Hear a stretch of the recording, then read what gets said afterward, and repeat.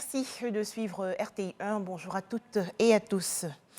En Côte d'Ivoire, fin des vacances pour le gouvernement. Un conseil des ministres va se tenir aujourd'hui au palais de la présidence dans la commune du Plateau.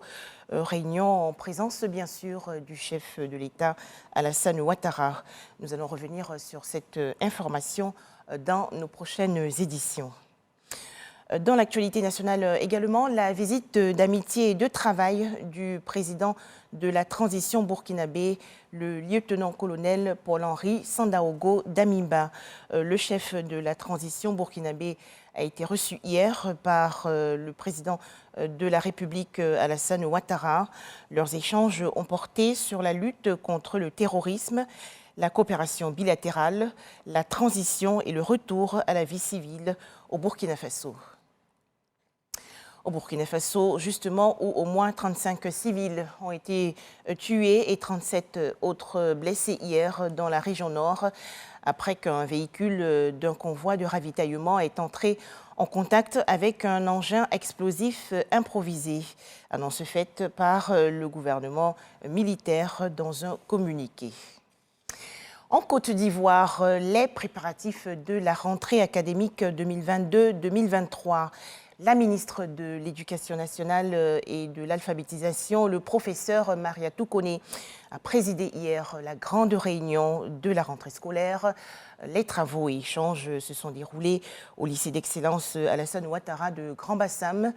La ministre Mariatou Koné a appelé à la responsabilité de tous ses collaborateurs pour un système éducatif efficace. Le point dans ce reportage de Sephora Zegui.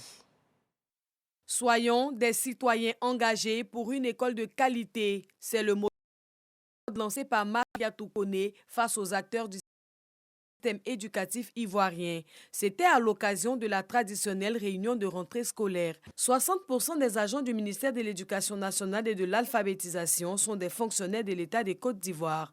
Anne-Désirée Ouloto, la ministre de la fonction publique et de la modernisation de l'administration, est donc venue leur passer le message de l'apaisement du climat social sur les 5 prochaines années. Fonctionnaires et agents de l'État vous regarde, la nation vous regarde.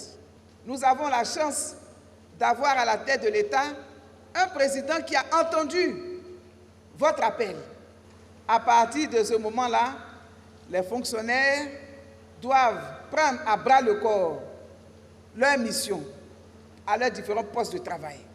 Consciente des difficultés liées aux insuffisances d'infrastructures scolaires et d'équipements que rencontre l'école ivoirienne, Mariatou Koné annonce de bonnes nouvelles. 5332 cantines scolaires ouvriront cette année.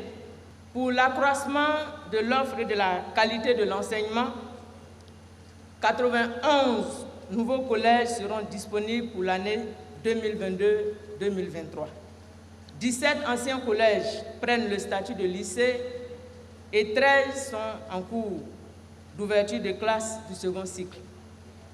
En outre, 517 nouvelles écoles primaires comportant 2771 salles de classe seront ouvertes, quand 227 nouvelles écoles du préscolaire comprenant 627 salles de classe seront mises à disposition.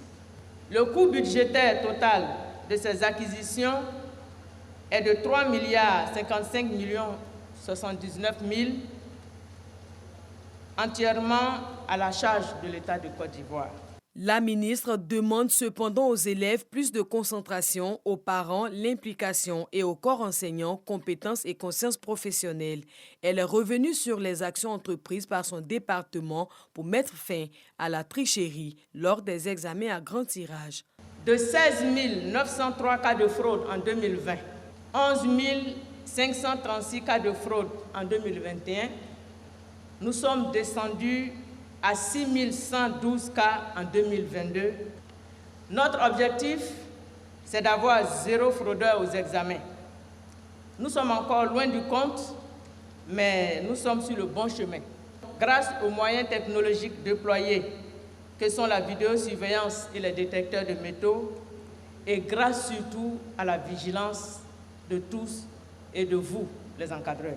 L'éducation est le socle du développement humain selon Mariatou Koné. Le ministère de l'Éducation nationale et de l'alphabétisation invite donc toute la communauté éducative à jouer sa partition pour que l'école ivoirienne retrouve ses lettres de noblesse.